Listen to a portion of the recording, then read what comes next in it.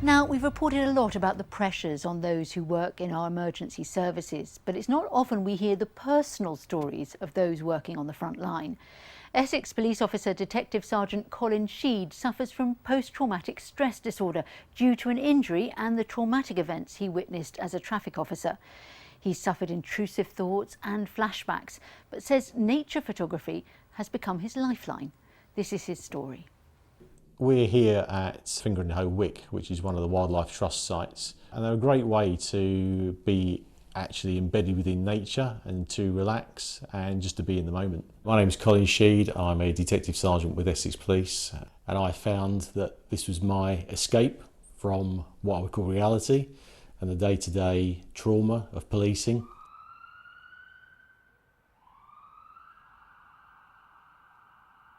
I sat with my grandfather until he passed away, and I was there in my uniform because I was still at work, and I just took my my uniform off, my body armour, and I just wanted to be released from my uniform. It had gone from something that I thought could protect everybody to no longer having faith in my uniform.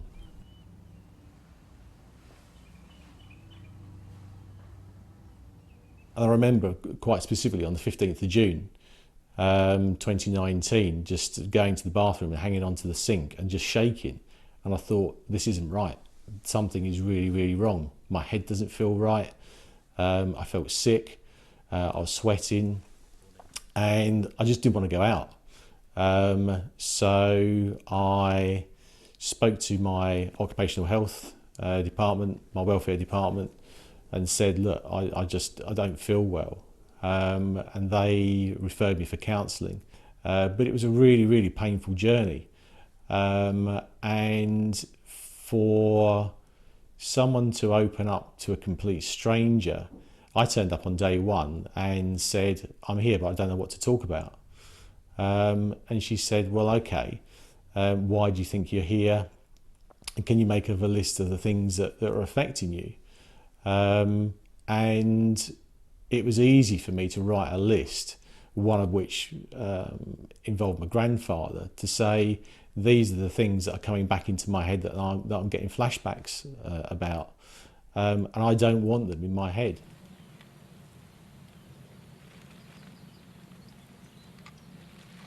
It's that trust that the wildlife has with you once you build that up. And it's a switch off because you're concentrating on what's going on around you and nothing else matters anymore. So you're waiting for the light, you're waiting to get the focus right on the camera and just about getting that perfect shot. So you could be there for like 4 hours and you'll go away with maybe 2-3 perfect shots. You are completely in the now of what's going on, and everything that's gone on the day before, the weeks before, and anything else that's going to come up sort of in the next few days doesn't matter. So I went from seeing things that nobody should see to seeing things that I now want everybody to see. Well, with me is another former police officer who's been open about his struggle with PTSD, Steve Hunt. Now, Steve, you worked in a very different area of the police. Tell us how that affected you. Well, I worked in an area that involved identifying children from child sexual exploitation videos and still photographs, and it was my job to try and find those children to prevent further abuse. That went on for a period of about 4 years, and it affected me in many ways that I didn't really understand at the time. So I became disengaged from sort of family and loved ones and friends. Didn't really want to partake in anything particularly that I enjoyed. Ironically, photography was one of those things. And I started having sleepless nights. I started to have nightmares and flashbacks about the things that I'd seen during the course of the working day over that period of time. And while those things were happening, you weren't really aware of how bad it was, but it all came to a head one day when you were working. Yeah, I wasn't aware of what was going on. I didn't understand the process and what was happening within me. And I'd been to a particular job on that day, and I had to break the news to a family about their daughter being a victim. And it all became too much, and I ended up going out in the garden of the the house concerned, and I broke down in tears. And it was at that point I knew something was seriously wrong. Now, I know you consider yourself lucky because you managed to get, through the police, some really expert help. And what did that involve? Well, I was very lucky in that my supervisors were really proactive, knowledgeable, understanding about the situation because they worked within the same team.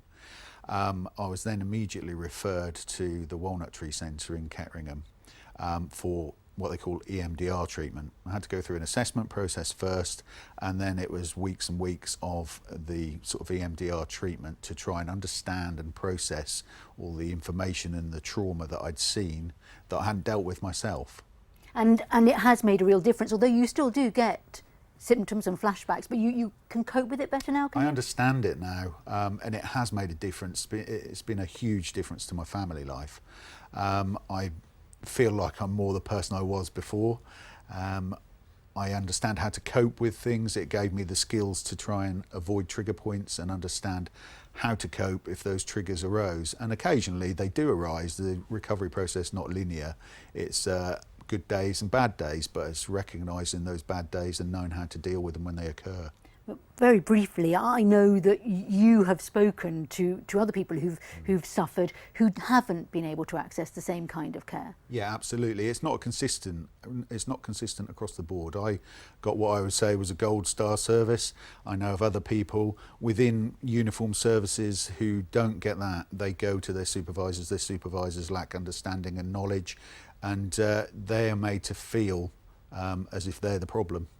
There's still a long way to go. Absolutely. Steve, thank you so much for sharing your story with us.